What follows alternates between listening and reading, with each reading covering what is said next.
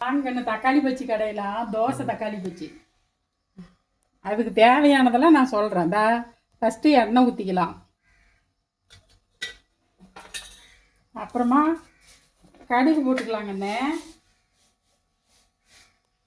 கடுகு போட்டுக்கலாம்.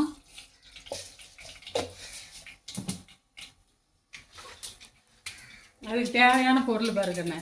பூண்டு ஒரு கட்டி பூண்டுக்கண்ணே, கருவேப்பிலை, பச்சை மிளகா 4, ஒரு 6 பெரிய வெங்காயம். ஃபஸ்ட்டு பூண்டு போட்டுடலாம். கடுகு போட்டாட்டி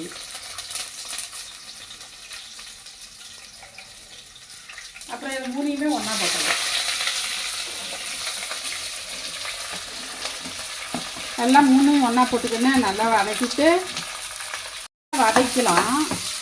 நல்லா வதங்கினோன்னே தக்காளி எடுத்து வச்சுருக்கிறேன் போடலாம். வரணுங்கண்ணே. கண்ணாடி பழத்துக்கு வந்தோடனே கொஞ்சோண்டு லைட்டாக மஞ்சத்தூள் போடணும். லைட்டாக மஞ்சத்தூள் போட்டால் போதும். லைட்டாக மிளகாத்தூள் லைட்டாக கலர் கொடுக்கறதுக்காக சும்மா லைட்டாக. கொஞ்சோண்டு உப்பு போட்டுக்கலாம். அப்போ தான் நல்லா வதங்கும். கொஞ்சமாக உப்பு அதான் போட்டு நல்லா வதக்கிட்டு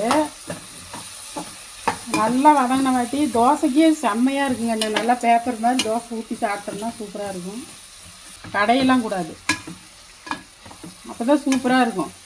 இந்த அளவுக்கு வதக்கினா போதுங்கண்ணே. இப்போ தக்காளியை கொட்டிக்கலாம். பாருங்கண்ணே, ஒரு 3/4 கிலோ தக்காளி இருக்குங்கண்ணே போடுறேன். 1/2 கிலோ வெங்காயம் இருக்கும் அறுத்தது. 1/2 கிலோ வெங்காயமே அறுத்தது போட்டுருக்குங்கண்ணே. 3/4 கிலோ தக்காளி.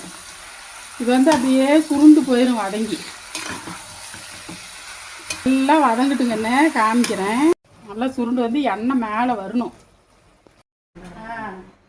எண்ணெய் இந்த அளவுக்கு வதக்கிக்காங்க.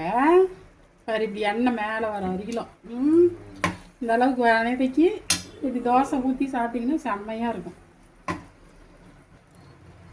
சூப்பராக இருக்கும். தக்காளி தொக்கும் தோசையும் செஞ்சு பாருங்கள். வாங்கிக்கண்ணு சாப்பிடுவீங்களா?